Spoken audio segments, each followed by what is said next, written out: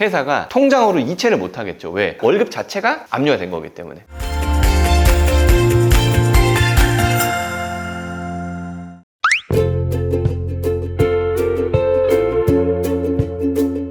안녕하세요, 김민성 변호사입니다.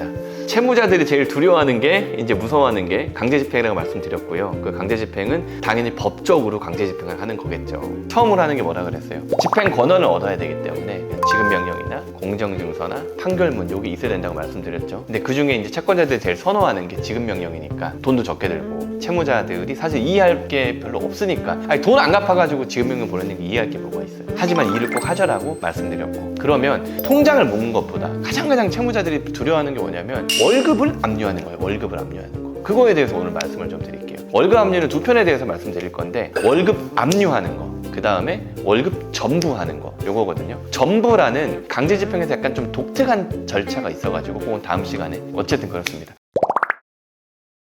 그러면 월급을 압류했다라는 거, 이것도 맨날 월급 압류됐다라고 말씀을 드리는데 저희가 뭐라고 다시 한번 여쭤보냐면, 선생님 월급이 압류된 거예요? 아니면 월급 통장에 압류된 거예요? 그걸 물어봐요. 이게 어떤 차이가 있냐면 보세요.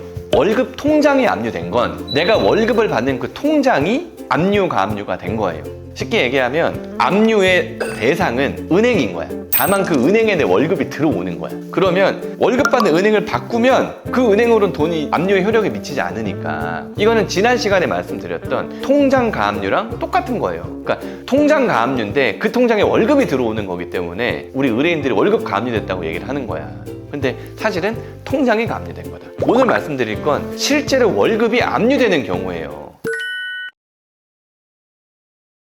이 압류 대상이 누구예요? 회사예요, 회사. 채권자 입장에서, 야, 채무자한테 네가 매달 주는 돈이 있잖아? 그 돈을 묶어줘. 얘 주지 마, 나한테 줘. 이거예요. 그러면 회사가 통장으로 이체를 못 하겠죠. 왜? 그 돈 자체가, 월급 자체가 압류가 된 거기 때문에.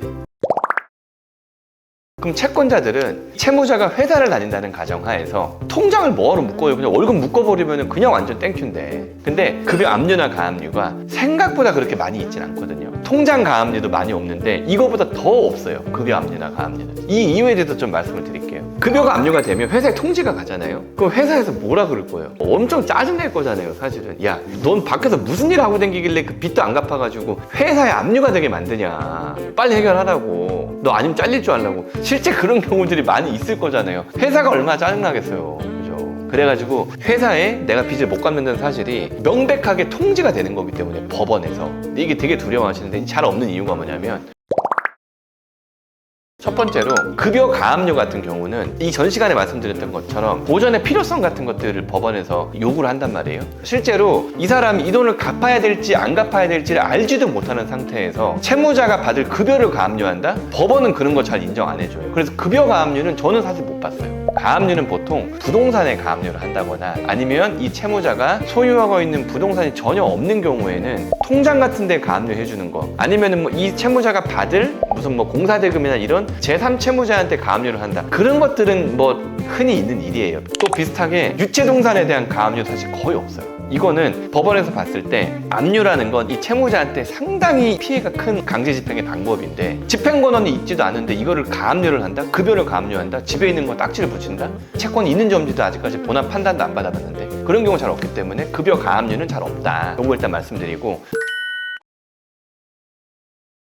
급여 압류도 생각보다 잘 없어요. 왜냐면 보세요. 급여 압류 같은 경우는 이 민사집행법에 압류 금지 채권의 범위가 있거든요. 그게 2025년 5월 달인데 아직까지 185만 원이에요. 그러면 채무자가 월급을 얼마 받는지 난 잘 모르는 거야. 그러면 내가 변호사 사고, 아니면 뭐 법무사 사고, 아니면 기껏 내가 집행 권한을 받아가지고 강제 집행한 거를 얘가 185만 원 딱 받아. 그러면 압류가 돼, 안 돼? 안 되죠. 내가 기껏 여러 절차를 거쳐가지고 채무자의 급여를 압류를 했는데 10원도 압류가 안 된 거예요. 아니면 채무자가 한 200 받아. 그러면 얼마 압류되겠어요? 15만 원. 그것도 매달. 그러니까 채무자가 엄청나게 고소득자가 아닌 이상은 급여를 압류한다는 거는 생각보다 그렇게 채권자한테 쏠쏠한 강제집행의 수단이 아닌 거예요. 채무자한테 엄청 부담스럽기는 하겠지만 급여 압류는 잘 없어. 귀찮은 거야. 그죠? 어떤 말씀인지 아시겠죠? 그래서 급여 압류가 잘 없다 해도 개인 채권자나 일반 대부업체 이런 데들은 사실 채무자를 압박하는 데 목적이 있기 때문에 오케이, 그렇게 했어. 그러면 안 뺏기는 방법은 있느냐?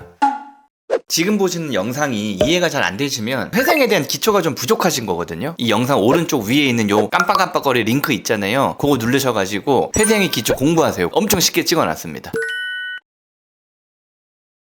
급여 압류는 또 이걸 피해갈 수 있는 방법들이 되게 많아가지고 보세요. 일단 185만 원까지는 압류 금지 채권이잖아요.